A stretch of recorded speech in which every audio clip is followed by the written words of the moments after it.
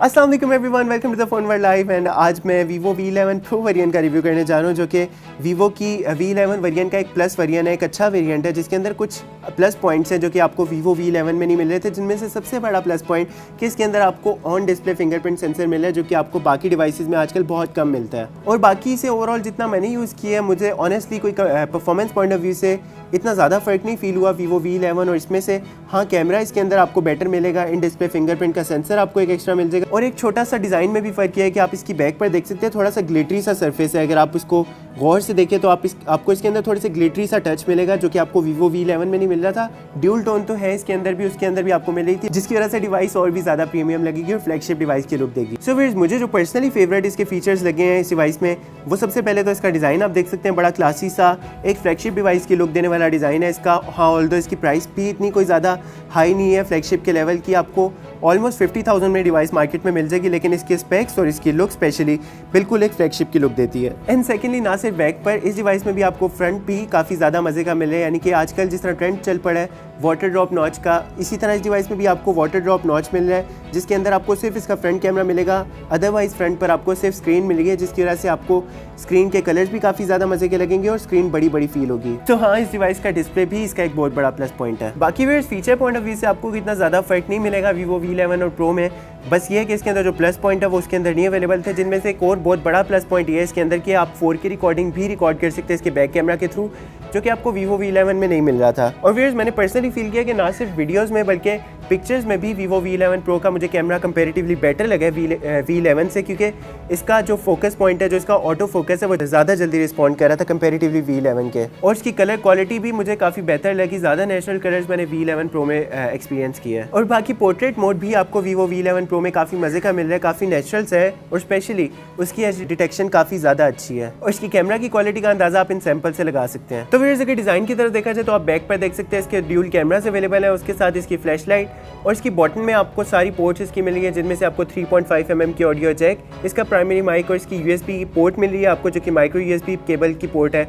उसके साथ ही इसका स्पीकर्स मिल रहे हैं। लेफ्ट साइड पर आपको इसकी डिवाइस की स्लॉट्स मिल रही हैं, जिनमें से 2 नैनो सिम की स्लॉट्स हैं और एक डेडिकेटेड SD कार्ड की स्लॉट है।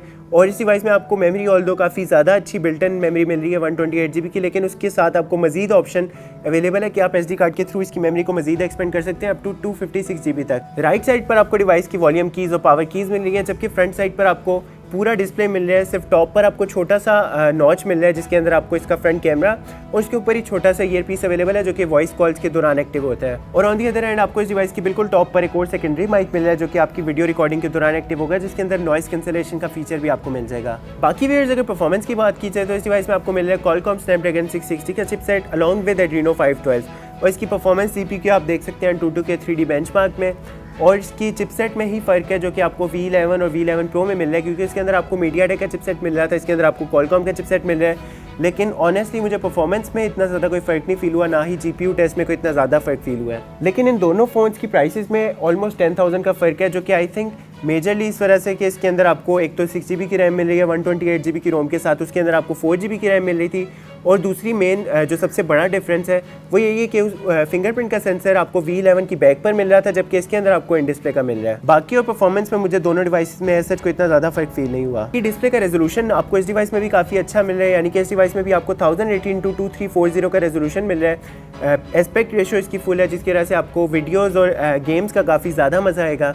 पिक्सल डेंसिटी भी इसके अंदर काफ़ी अच्छी आपको मिल जाती है, यानी कि 402 की PPI और 480 की DPI मिल रही है। और हाँ, इन दोनों डिवाइसेस में मुझे पर्सनली डिस्प्ले काफ़ी ज़्यादा अच्छा लगा, क्योंकि इन दोनों डिवाइसेस में आपको डिस्प्ले काफ़ी ज़्यादा अच्छा मज़े का शार्प और कलर्स इसके काफ़ी ज़्यादा विविड आपको फील होंगे। बैटरी आपको इस डिवाइस में 3400 mAh की मिल रही है, और इसके अंदर भी आपको VOOC का यानी कि ड्यूल इंजन फास्ट चार्जिंग का फीचर मिलेगा, जैसे कि आपको Oppo F9 में मिल रहा था, जिसकी टैगलाइन ये थी कि 5 minute charge 2 hour talk time. इसी तरह इस डिवाइस में भी बहुत जल्दी चार्ज करता है, और ना सिर्फ जल्दी चार्ज करता है बल्कि मुझे इसकी बैटरी टाइमिंग भी काफ़ी ज़्यादा अच्छी लगी है। और बाकी सेंसर्स भी इस डिवाइस में भी आपको सारे मिल रहे हैं अलॉन्ग विद जायरोस्कोप का सेंसर।